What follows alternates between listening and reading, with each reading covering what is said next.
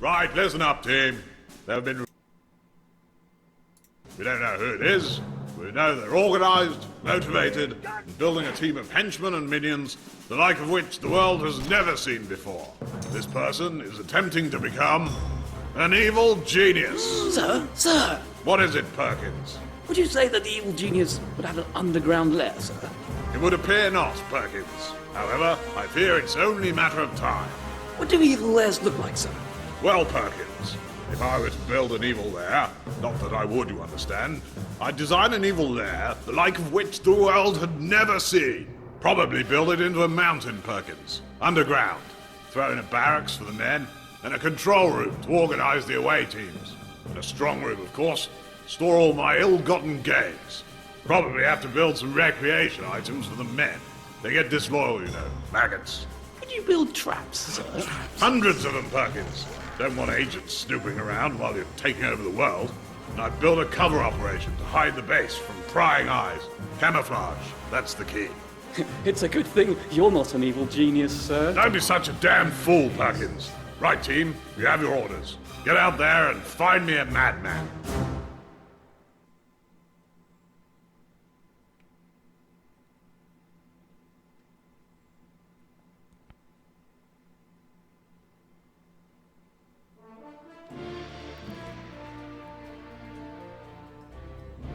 Hello, Forecaster here again, and this is Evil Genius.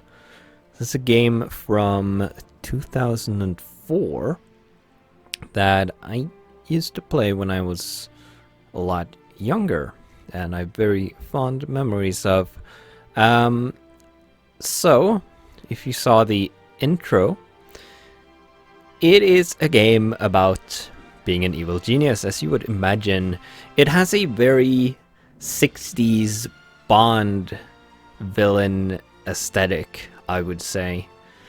And it's a base management game, basically, where you construct an evil lair, and your goal is to take over the world. And I thought I would make a series out of it because I feel like playing it again. Now it might look a little weird. This is before the widescreen era, so the game doesn't support high resolutions and is not meant for widescreen displays. So it's kind of stretched out to fit this format, but it works. At least it runs fine. It's available on goodoldgames.com or GOG.com, which is where I have bought it quite a while ago. And the music is lovely. And the whole game is lovely, actually, really. We're not going to do the tutorial. I know how the game is played already. So let's start a new game. We're going to be playing on hard. I don't remember what that does. It doesn't say here, and I haven't actually looked up what it does, but it's fine. We're going to play as Maximilian.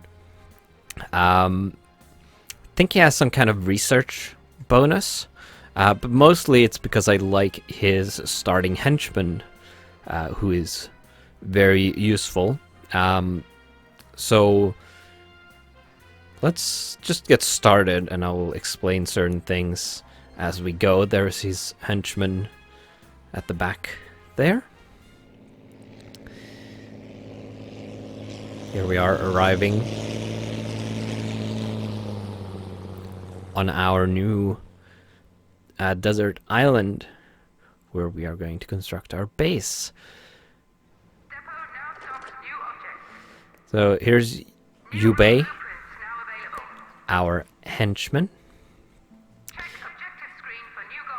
And here is our mountain, which we are going to build our base in. I'm going to pause the game a little bit and explain some things. So here's our genius, me, basically. And we need to protect our avatar. If we should be killed, we will lose, of course. This is our henchman. Now, henchmen cannot die. They will be knocked out, and then they will recover again after a while.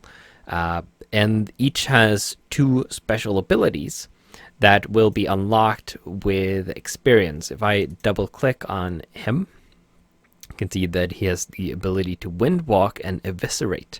Now, Windwalk is why I like this guy. He can basically teleport anywhere to anywhere on the island, which is super useful to quickly respond to threats. And then when you unlock Eviscerate, you can do an attack that deals a massive amount of damage to a single target, which is also very useful. There are a lot of other henchmen in the game. Each supervillain have their own starting one, and then as the game progresses, you can recruit more, including the ones that the other supervillains would have, because there's only one supervillain in the world at any time, and that is you. So the other henchmen are looking for work, and you can hire them later on to get more of them. These are our minions. Part of the game is managing your minions, and they are largely autonomous. You give general orders to do certain things like construct the base, buy things, and other similar things, and they will carry them out automatically. Now in this screen here I showed, we can see our basic worker, construction worker minion. They are not very good at combat or anything really. They do menial tasks like building and buying things, placing objects and moving objects around, things like that, and they are incredibly expendable. Later on, as the game progresses, we will unlock different types, which I won't go over now. We'll look at them when we get them. Down here we can see our total capacity, and this will go up as the game progresses. You can also have certain objects that increase this. We can see our total minion count, and you can see that we have 2 capacity that is unused. This number being yellow means that we aren't utilizing our capacity, or we aren't at our capacity at the moment. So we're going to increase this to 5, so we have 5 minions at any time. As minions die, currently every minute a new one will arrive, and we will only get worker minions, and this is true throughout the entire game. So in about 60 minutes we'll get another minion, and then we'll get another one until we are at capacity. You can also stay at below capacity if you want, but you want as many minions as possible, of course. You can increase this slider to pay money to get more minions quicker. But of course we absolutely do not want to do that right now, because we have a limited amount of cash that we need to utilize as efficiently as possible. We have a room here, which is the strong room, which is used to store our money reserves in the form of stacks of gold. This is an object, and this is a rack that the minions will use to extract gold or money to use to buy things. So the first thing we're going to do is we're going to start constructing our base, of course. So we're going to plan some corridors, and we don't want to plan too much immediately. That should do for a start. We can see the cost. We're going to confirm that, and then tell the minions to build it, and then I'm going to unpause. Now we have a bunch of objectives, so the game is objective based.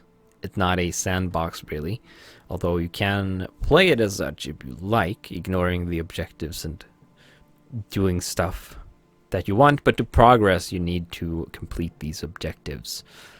So our current objective is to build a barracks. We need to carry out an act of infamy. So we need a console and a memory bank in a control room. And we need to eliminate the agents that have been sent to the island. So we're going to do these things. So we want to move the strong room. There are the agents. We are going to move the strong room inside the base, of course, because we don't want to keep our gold reserves outside. I think that should do. And then we're going to have... now, what I tend to do with this is I have an access point like that. So we're going to confirm that. The minions have started placing dynamite here, which will carve out this room for us. And then I put a corridor there.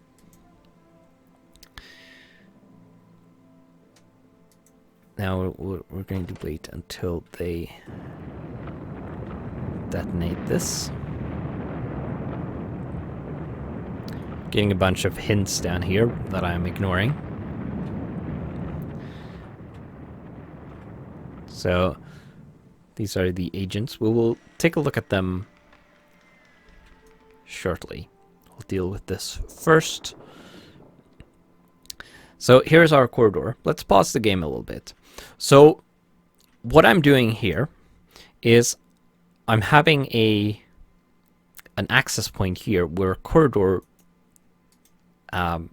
is extending inside of the strong room. And then I'm going to place a set of these briefcase racks along the edge here. So currently we have objects we can place inside of the strong room. You can't place things outside of their room type.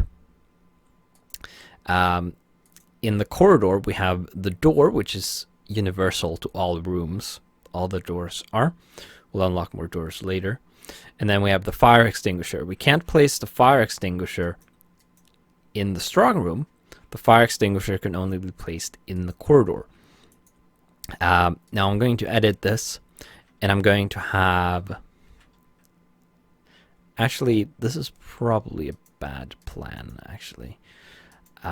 Let's cancel that. We're going to have the strong room...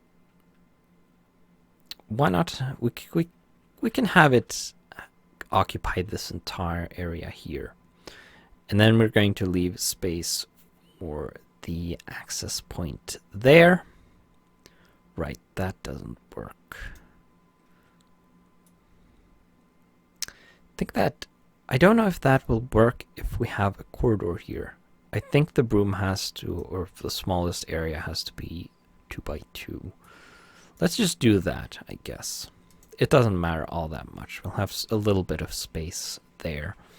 And then I want to have a regular access point, which we're going to have over here. Then we are going to place the corridor. We're going to tell them to construct that and unpause the game so they do that while we wait. There is no rush. The game won't advance until we have completed the objectives, so we can take our time. So I'm going to do this again. I'm going to place 2 of these, and by holding shift I can place multiple. Then remember that we have one over here, which we can then move down into this room. Now the reason I'm doing this is because if a minion's loyalty gets too low, they can start feeling like they aren't being paid enough, and we aren't really paying them. And it can happen that they will sneak into the strong room and take some money, take a gold bar off the top of a pile, which we will then lose. And the way you can prevent that is by doing this. They only need access to these briefcase racks. They don't need access to the actual strong room normally. So I do this. I enable them to access the briefcase racks by doing this. And I have a door leading into the actual strong room and have this set to this security level, which only allows our evil genius to get in here. You can also have this level, which is the same, except if available, guards will be positioned or posted outside of this door. I don't tend to use that very much. So that keeps the minions out or away from the gold. They can still access the racks to buy things. And then we can, if we need to put things in here, we can unlock this door temporarily. Let's have them construct that. We also want a barracks, which we are going to put in this space here. We can fill it out completely if we want. Let's put the entrance opposite of the strong room. We'll put in a door. In this room, we have bunk beds, which minions can use to recover endurance, I think it's called. Basically, they sleep in them. And then we have lockers, which increase our max minion capacity by a small amount. I think 1 per locker. And they do take up a lot of space. Later on, you will unlock an upgraded version of this that give 2 capacity per tile, basically, which is handy. So we'll get a bunch of those to increase our capacity, because just having 5 minions is not very useful. We also want a control room to basically just to advance the story at the moment. We're going to put this here-ish. There will do, I think. Leave a tile there and then put in a door. In here we have the control panel and the memory bank. Now I think the filter information from around the world. Quite. I actually want the text entry for this. Memory bank. Oh yeah.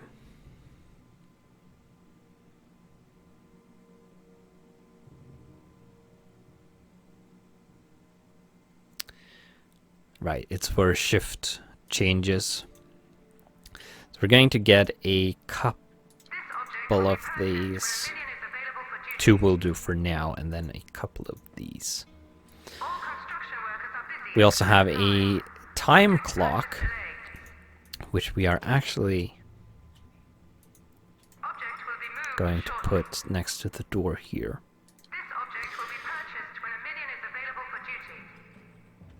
Right, we'll let them get to these first before we allow them to construct this. Now, let's go deal with the agents while they are doing that. We're going to dig Jubei and find the agents. Let's see. There they are. They're actually headed back up towards the entrance, so we might as well wait for them to come here. Now we can, when the room is constructed, we can take this. We're going to move it up here, and then we're going to destroy this room in here. We're going to take our evil genius and move him down to here. No? I need to be here. Come on. Yes. Max is German, apparently. As you may be able to tell. See, the agents are still on their way.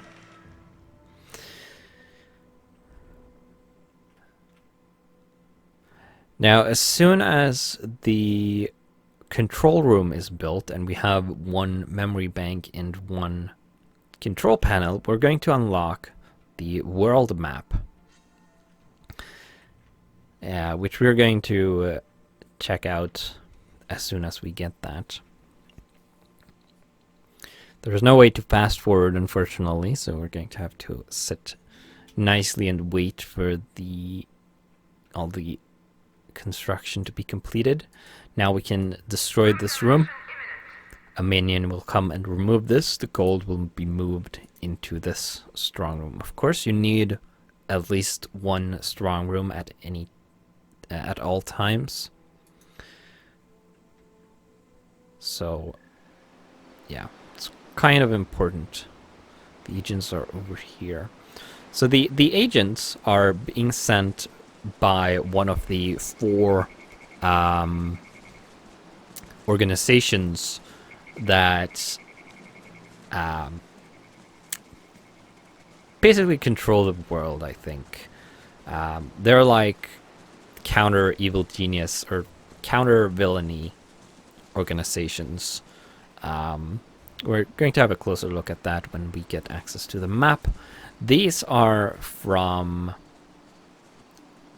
let's see, what is that symbol?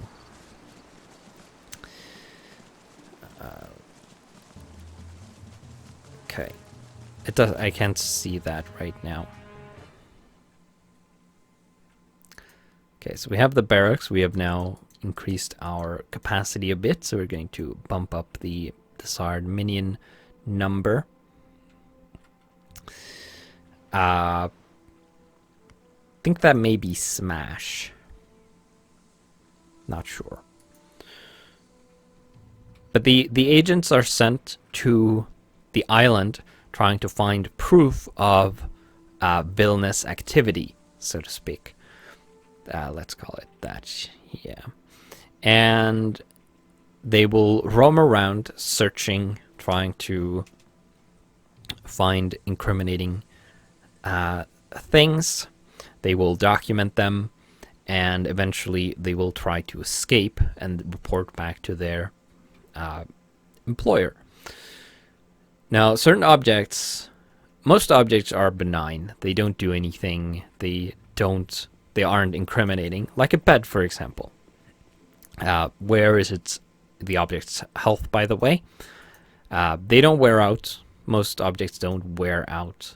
It's just if they are damaged by something. Things like control panels are kind of incriminating. They have a heat level. If an agent stumbles upon a control panel, they will document it and they will absorb some heat from it. Looks like the agents are heading away. Yeah, that's a lie. It's a little presumptuous. But yeah, you can see the blue ring across their marker. That means they are pure. They have never had any heat at all. So basically they are newly arrived. When they get a heat level, this ring, they will get a red segment and the blue ring will disappear. And they will get a red segment. When they have 4 red segments, an entire red ring, they will try to escape and report back to their parent organization. If they successfully get off the island somehow, basically by getting to certain points along the edge here, then our global heat level will increase, particularly with their organization. So that will make operations in those regions more dangerous, and we'll take a look at what that means shortly when we have the control room. So you want to prevent that. And of course, what we're going to do now is kill them. But you can also deal with them in other ways. So yeah, there we go. You can see there. No. Kill him.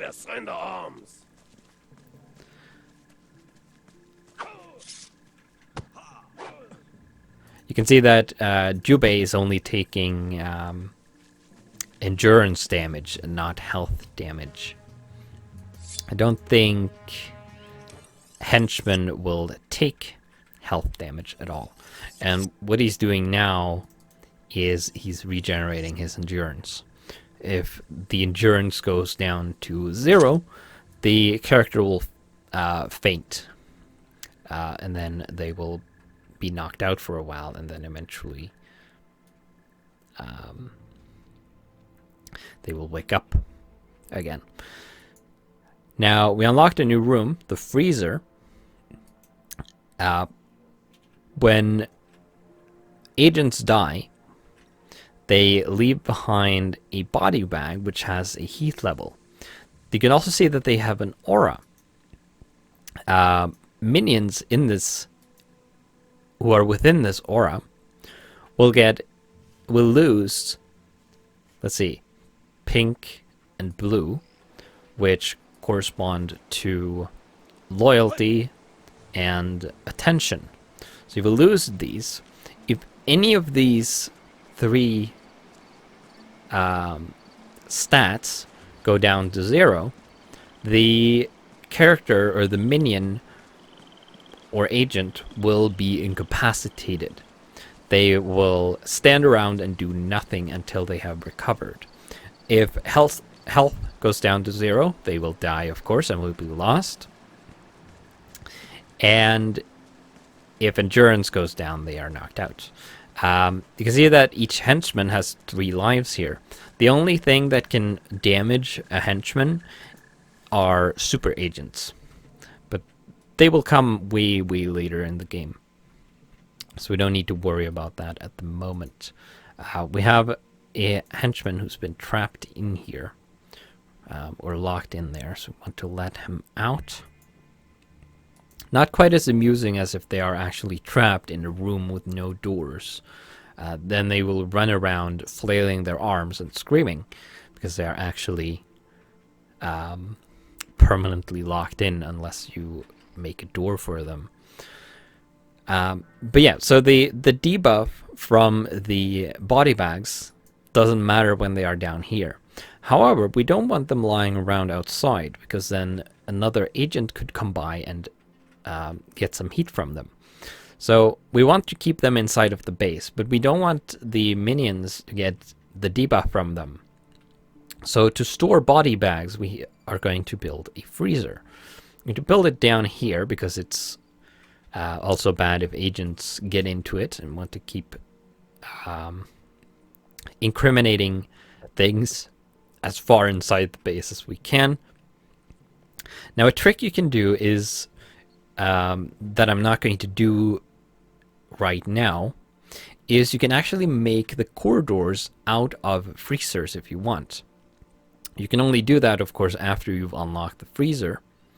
And the drawback of that is that you can't build fire extinguishers in the freezer. You can only build fire extinguishers in the corridors. So doing that can be bad. You can, of course, build small rooms out of corridors where you can have fire extinguishers. Fire extinguishers are, of course, used if something is set on fire, which will cause it to lose health over time until it is destroyed, or the fire is put out by a fire extinguisher. So having fire extinguishers is a good idea. And I'm actually going to rearrange this slightly.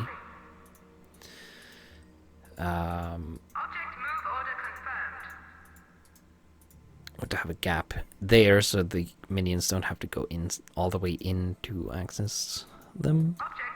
It's probably good. There we go. Looks pretty nice.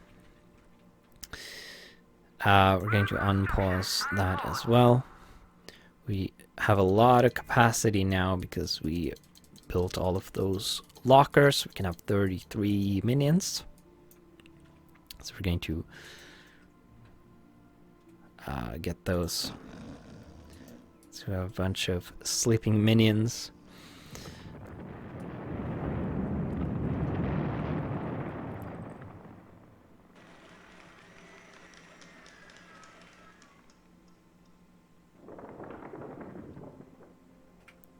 Nice. You can also see down here that we have to worry about power. Currently we're only using 6 power. I think the doors, yeah, each door uses 2 power. The control room, the objects in the control room also use power. When we start, we have a default 20 units of power production that we get for free. But when we run out of that, or when we use that up, we're going to need to construct a power plant, which you don't have unlocked yet, evidently, which is going to take up a lot of space, unfortunately.